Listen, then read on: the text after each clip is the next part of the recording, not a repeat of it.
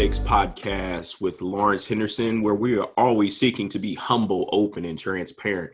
So today I have Mr. Chance Post here to do some verbal banter. Y'all know how we do. But more than anything, talk about something he feels purposed to live out today. And that topic today we're going to attack is around values and character, and are you living them, and how are you living them? But before we get to all that good stuff, I'm gonna let Chance introduce himself. Chance, how's it going, man? Doing well, man. Lawrence, thanks for having me on. Oh, it's my absolute pleasure. So people always like to know, where do I know people from? How do we find each other? And just share a little bit with people what you do, where you're at in the world, and then we'll get into it. Yeah, so I work. I'm a consultant and a coach. I've just got my certification and started coaching, and I took through IPEC a few years ago. I work for one of my clients is Venture X, so I do the marketing for them, and then I run into multiple small businesses. So then I offer up coaching services to anybody that comes into Venture X and anyone else that I run into through different marketing networking. So I do a lot of in-person networking, over Zoom like we're doing now. And really just, and that's kind of my platform to meet people, coach, and, really what I want to do, is help people. And that usually it's around solopreneurs, smaller businesses, and the like. Nice. So I am glad somebody else brought up values and character, because my wife, if she's in earshot, she'd probably throw something at me, because she says you can steer every conversation you're in with somebody towards values and characters and all. I was like, look, it's the foundation, I believe, of who we are and why we do what we do. But for you, explain to me what you believe, why values are so important. Well, really how it came about was I was, pretty unhappy with what I was doing, and I felt a lot of angst. And I'd always been in sales, and I worked at a lot of big corporations and so forth. And I went to I just told my wife, I don't feel, I'm feeling like all this stress and anxiety, and I don't know what it is. And I kind of went to a coach, and I said, well, what is this? Well, your values aren't in alignment. I'm like, what are you talking about? Like, I'm always like the shiny object, go get a bunch of money, close a deal, and then kind of coast, right? And then you always had the stress, are you making quota, all this? And, this isn't really how I want to live. And so like, what's important to you? And like, I was traveling a lot, and I wanted to be with my kids. I had 3 young kids at the time, and I still do, but they're a little bit older. But I wanted to be with my family. So there was some angst there. There was some of the stuff that I wanted to be honest and be truthful. And maybe I'm selling a product that's not the greatest product in the world. And maybe they're saying, this is the best thing on the planet, but really like, it's not really the best thing on the planet. But it's marketing and sales, everything is the best. So once I learned about, that's why I'm feeling all this way, I started examining myself and looking, okay, well, what are my values, and what is important to me? And that's kind of when I got into the coaching and really examining what I was doing, and am I really helping people? Is that truly am I doing what I'm saying I'm doing? And when I found that out, then I sort of switched gears. Now, this was not an easy process. This was years of in the making to get to where I'm now, really excited and happy. And that was funny, when I met you, Lawrence, on a Zoom, I was like, this guy is speaking to me. And it's probably funny because your wife was probably saying, oh, he's always preaching that.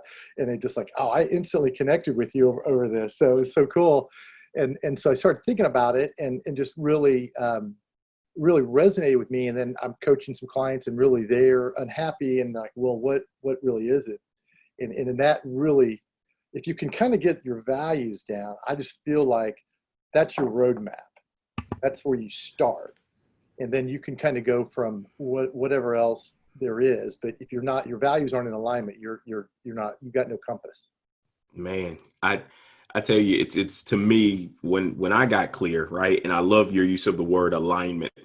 Again, it's like that car, right? If your wheels are unbalanced, if your car the alignment is off, your car rides funny. And like us, I'm at the point in my life with health and everything else that I know when I need to eat a salad or I need the vegetables or I need certain nutrients Right. and my body just feels off. And that's how I feel when years ago, and I told you a little bit about my story, it was values. I was out of alignment and I was trying to make everything fit and stuff was just off. And people don't realize like your body can react and you, like the rest of you physically, mentally, and emotionally will react to you being out of alignment and don't really connect to what that does to you mentally. And so when you were in that place, because I know a lot of people, right? They're trying to seek purpose. They're trying to go after it. And what's really important, particularly in this COVID season, has been floating to the top. Have you seen your clients have these epiphanies more often than not in this season of shut in? Yeah, and I mean, I think one thing I see people doing one of two things. One is they take the time to invest in themselves, or they go off the deep end of despair. I mean, I don't know anybody who, like the people that I've been around that have been at work, have been like stay in the course. They put their head down, keep going. And then I think what I've seen online is people do, and I think that's what, when you start talking about coaching and counseling, I mean, I think everybody's busy right now. I mean, there's not one person that's not affected by COVID in some form or fashion, but um, it's really easy to say, oh, use this time to invest in yourself. But when you're binge watch everything that's on Netflix and you don't really know where to go next, it's one thing to say it, when you're not in the right frame of mind to try to learn something new and you're like, what do I care anyways? I'm not going to have a job, or am I going to have a job? And it just puts people in a bad place where they're not making the optimal decisions. You're not making the best decision. You're just trying to kind of go day by day. And really, I think at the beginning of COVID was the first time that there was really no light at the end of the tunnel. I mean, there was no visibility. Nobody knew how long it was going to last. And it was like people were just getting the fear, and the media was so strong. It was tough. And so luckily, I mean, I felt like that was a time I was able to really reinvest and go back through and really use all the coaching skills I learned on myself. And I mean, I have a coach. I think everyone should have a coach. I have a coach, and I've seen my productivity go up 4 times probably since January till now, even through COVID. So it's just one of those things where uh, I think everybody right now, it's been a weird time that we'll never forget this in our lifetime. So it's tough. Yeah, I think you brought up some really good points, man, particularly around, the two camps that you could be in, right? This was a time to be reflective, invest the time to really learn about yourself, or you went to that other deep end. And in other in that deep end of despair was also, I think, a group that they pressed pause. Hmm. Like you said, no one's seen or saw the end of this, and we're still not. And to some experts, we're still in phase one still. Right, So right. we haven't even don't even talk about this ramping up. Like it hasn't ramped and calmed down from phase one. But people that press pause, like, and hearing things like, "Oh, I'll just wait till we get back to normal." Well, Right, I'll do that when we get back to normal. right, Well, I'll check in with people when we get back to normal. And it's like you were saying that at the end of March. right, And then again in April, it's about to be July. right. And Yeah, and they're just almost frozen, almost, yeah, and and that's hoping. that's that do nothing paralyzation where Mm-hmm. you gotta like it's not going to go back to normal. I mean, No, it just won't be. I mean, no. We're in what I believe, and I was on a call with some folks I'm in a professional organization with. We call it the next normal. yeah, That's all this is, because we're in a perpetual phase of next. And as you think about this next season, right? The season that we're living in and the seasons to come, what are going to be some values that are serving you well to help prepare for what's next? well, I think the number one is I always look at when you are you, do you really are you really helping people, and you really have to believe that. And like we talked before, I have the clients I'm helping. I feel like I'm looking in the mirror sometimes that maybe it was them, it was me 10 years ago, And so it's hard for me not to jump in with them, and I get really excited. I just want to tell them, like, oh, that's where I was. I know how this goes, but that's not how it works. It takes a while, but it's you look at that, obviously, your integrity, your honesty. Are you doing what you say you're going to do? I mean, those are basic things, but in business, I've had opportunities to come across my plate where I've worked, corporate sales at Xerox. I've been in these big companies. People see that, they'll see my profile on LinkedIn, and then maybe they want you to go, oh, I've got this product, you can make all this money. And I go, oh, all this money. I'm like, yeah, that'd be nice. And then but I'm not getting away from because I'm the shiny object, and I'm really bad about that. And that's really one of the reasons why I have a coach. Like, am I going to chase the dollar signs and all of a sudden think, oh, I want this, I want a sports car. I'm like, is that really important to me, or spending time with my kids? But being in sales most of my life, that's one of those things that they always would throw that. I'm used to chasing that carrot. So I have to know that about myself. And it's not that that's bad, but it's one of those things where I know, well, I won't be happy if I'm doing that. And so I get a lot of fulfillment when I'm with a client, or even when I work with people that they're at Adventure X. I'll have people come to me, because people, even like my contacts at the chamber, sometimes they send people over, and they come in and they go, yeah, so-and-so told me to talk to you. I go, oh, you need coaching? No, I have this product. And I'm like, what? Why did they? And then, oh, they told me you know everybody, and you've got, okay, well, let's talk for a minute and kind of help them. But it's just kind of funny, like, you're putting that vibe out, like, I'm not really trying to I'm not trying to, I'm not coming on here. I don't have a big pitch. I don't have anything I'm trying to sell. And so I think some people don't know how to take that. But that's the thing when you talk values. Like, are you really okay? Let's be honest. And Yeah. so, like, today I came on. Did you prepare a lot? No, I was just going to be myself. And to feel like I don't get nervous. I don't have a script. I'm not trying to read from a script. Yeah. And so once I kind of figured that out, and that was probably something I figured out more recently from even actually talking with you. When, okay, I got on a call. And, well, I wasn't really that nervous because I didn't have an agenda.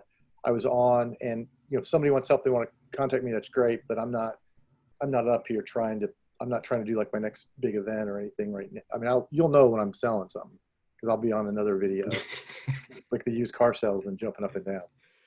Yeah. Well, that's funny, because I am the guy who, somebody asks, what do you know about sales? I know they have to buy me before they buy what I'm selling. Like, and that's the extent of my sales pitch, right? Because for me, I'll sell my values. Mm-hmm. I'll sell what I stand for. Right. And if it's in alignment, then I believe your ears actually be open to what I got.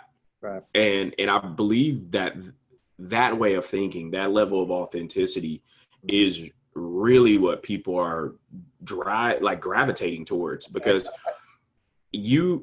like, when we had our conversation, only reason why I knew you were in sales, because you told me you were in sales. Yeah.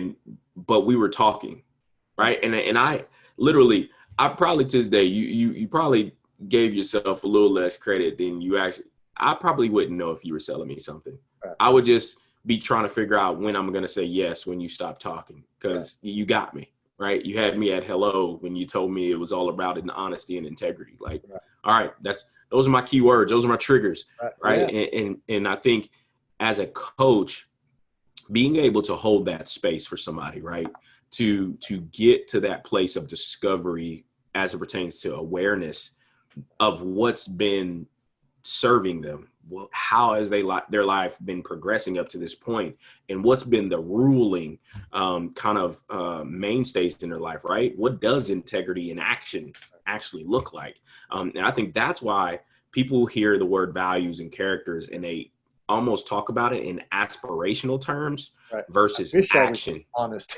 Yeah, right. And so when you approach a client that they have that tone, and they don't really, the I don't knows, when you ask about character and values and different things like that, like, I know what it feels like. I know what it looks like. You do as well. But if you're trying to get somebody to that point of seeing it through their eyes of what something looks like, what are some things that you typically hear and see and have to navigate through? Well, I just stack that on you. One thing, you say values, and one thing, like, when I was asked that question the first time, be honest, I mean, I hadn't really thought about it. Hey, I'm a good guy, whatever. And the same thing happened. I had two different scenarios. One was at church when I was going through some counseling with some religious background, and they asked me some questions about, yeah, I'm a good guy. And they, well, yeah, I'm a Christian. Like, oh, are you? Do you follow Jesus? Like, oh, well, I mean, I'm a good guy. Well, no, that's not what. And when I first got, someone said, what values, what's important to me? I'm like, I mean, I don't know. I mean, I think I'm good. I kept thinking I'm a good person. I'm not, I'm not mean. I'm not torturing animals, not whatever. And I had to like get the sheet out and like think about it. What really is important to me? And it wasn't something that someone like, if you ask somebody that, if you hadn't thought about it, you probably don't even know. I mean, because it's one of those things like if you're selling something, you're going to get a big commission. Are you going to, you're doing the numbers. Are you keeping them all straight? Are you finagling? Are you giving stuff away to get to a certain point? There's all these different gray areas that come up. So I think when you talk to somebody about values, you really have to understand, do they know, have they even thought about that stuff? I mean, usually, if you steal something, you feel guilty, but have you thought about, like, to me, like, was it more important for me to spend time with my kids and to make more money? Do I want to be away from them? What's that time value worth? And so if you haven't really, like, I know a lot of busy executives that I used to do things with, like at the YMCA, and I would see people that something would happen, and then they would realize, oh, maybe I shouldn't be gone 5 days a week. And so when you get into asking people about values, what do you see? The biggest thing for me is awareness.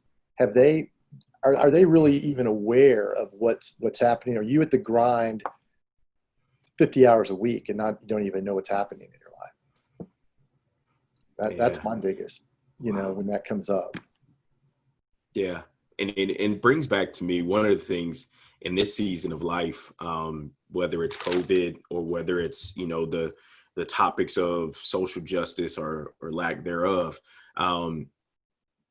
the concept of conscious leadership and unconscious bias. And anytime I've always got approached to deliver any talks around unconscious bias and different things like that, I know the intent of the request is to address race. Right. But if we don't address the unconsciousness of it versus the conscious thought of what people are doing, then that in of itself is a miss, because people have to be aware of what they're doing. And I believe, and you talked about, being a believer, I am as well, but the concept of people living out the Jesus in their head versus the one in the Bible, and that separation. And I believe values are that same way. Like, I know what respect looks like in my house, but I don't know how to really act it out outside of my house. And you'd be like, why? what's different, right? And I think as we live this life, being curious, and which I loved about our coaching program that we went through, was leading with curiosity, just staying in that place. Because I believe when people really think like you're genuinely asking for understanding and seeking understanding, like, people will tell you their whole world. They'll tell you their whole story if they believe it's coming from a genuine place of curiosity. And I really just want to know. Like, sometimes people they haven't experienced that. And I believe that with first time coaching clients, they're like that. They're like, why is this guy, why are they prying? Right. Like, no, I'm really just trying to understand why it's a thing for you, because it may be my first time hearing it, maybe my first time seeing it, or seeing someone have that type of reaction. And I just want to know your vantage point. And as you think about how you serve better, what does that look like? What does serving better look like to you? I mean, that's a good question. And I think one of the things, if you're going to really serve people, and I know this is kind of, I'm stealing some of your work, but I know it's listening, right? You got to really listen. And so that was one of the things I took away from you from our call that stuck with me for the last couple, whatever it's been, 2-3 weeks. and a couple weeks, and it was truly listening. And then what I was thinking about was the lens, because people have like stuff with all the racial stuff going on, social justice stuff, and a lot of people have a set thing in their mind, right? I think this, and they're not. And I thought, well, they need to really listen. And I thought, and they also need to really look at their belief system, like why do they believe what they believe? And if all these things happening, all this angst and all this stuff's going on in the world, if you just boil it away for a minute and kind of ask yourself, what, I have all these beliefs. If you could scratch those, listen to what's happening, and then sort of ask yourself why, without trying to point fingers or blame or do whatever, but say, why is this happening? Why are people so upset? And not try to say they should do this or try to boss anybody around, but look at your beliefs, look at the lens, and try to look at it through another perspective. I think that, and I've seen some people starting to do that, like, what? Let's just look at why is this happening, and look at it with not your perspective, but someone else's perspective. And we all have beliefs that you just grew up with. Certain people, like I've had people think like, I didn't realize my parents were racist until this point in time. And they're like, I'm 51 years old. And I'm like, I'm sitting there going, holy mackerel. Okay. But at least now they're becoming aware. And so I think the awareness, I think the key you said was, and I believed 100%, hey, just shut up and listen and don't judge, and try to just, hear what's really happening, what's going through. And then I think you can have a whole new understanding. Yeah, that's huge, man. Because I believe this is really that season, right? Are you asking to be right, or are you asking to really seek to understand? And I believe in arguments and conversations more times than not, people go into them to help them prove their point, right? Or to go in with, this is my line. I'm not going over coming to your side. I'm just asking for the sake of having banter. And I really have no desire to change my heart. And I believe values. What do you believe, right? To your point, that is the lead in question before I have any discussion with anybody. Yeah. Let your beliefs come through in this discussion, right? The values of you. If you say respect is one of them, and I keep going to that one, Right. because if we're going to have any conversation around inclusion, around diversity, Right. what does respect look like for you? Right. And again, we can have these conversations till we're blue in the face, but what does it look like? Everybody has to define what they say they're standing on. And you're 100% right, man. It's a foundation to everything else that we do. And if it's shaky, chances are you might find yourself sliding off somewhere. Right. And yeah, go ahead. It's tough. It's tough to get people, I think, in general. I mean, especially the older they get, it seems to me that you can't get them to examine their life, examine why they think what they think. I mean, there's a lot of things, I mean, I know there's like even books out, like people think all these things are true in history that were never true. And so there's so many things, but people just tend to believe them, and they feel they grew up with it and they're comfortable with it, and they don't really know any different. And so it's interesting times, because people really do need to, I don't really call it the awakening, the awareness, but it was a huge change in my life overall. And I mean, it hasn't been that long. We're talking 3 or 4 years ago. It wasn't like, and people ask me, why are you one of my buddies came on one time, saw a video I'd done, and I was kind of horsing around up here being funny. He goes, why are you so happy at work? And I was like, man, it cost me a lot of money in 30 years. It wasn't an easy road. I mean, you kind of got to examine, you got to be honest, and you got to kind of let it all out. And and for me, talking out loud is one of the big things. If I am talking to you and I say we're going to do something, then it really clicks in my brain. It's when I get coached. I speak out loud. Here's what I'm going to do. Here's my goals. And then I tend to do it. If not, if I just think about it, maybe if I write it down, it works. But for me, I need to verbalize it, and then that's what'll solidify whatever I'm doing. And this whole, getting people to sort of take a step back and look and examine their beliefs. I think it's tough. they got to listen first, and then they got to really examine that. Yeah, man, great, man. Yeah. Great discussion today, man. Yeah. God, Chance, I appreciate you, man, for coming on and being my value buddy. I'm gonna tell my wife about you. Like, I got a value I'll buddy. have to come back. We'll definitely have to come back. So, Chance, just so people can find you, they can support you, and stay in tune with what you're doing. How can people find you? I mean, the best way is Facebook Chance Post. Hit me up, and I'm on LinkedIn. There's not too many chances out there, so I'm pretty easy to find. Nice. Well, Chance, again, thanks I appreciate it. Oh, man, it's my absolute pleasure, man. So, hey, you let me know what the next topic is, and you can come on anytime, because we can banter all day about values, man. You bet. All right, buddy. Well, I appreciate you, and then until next time.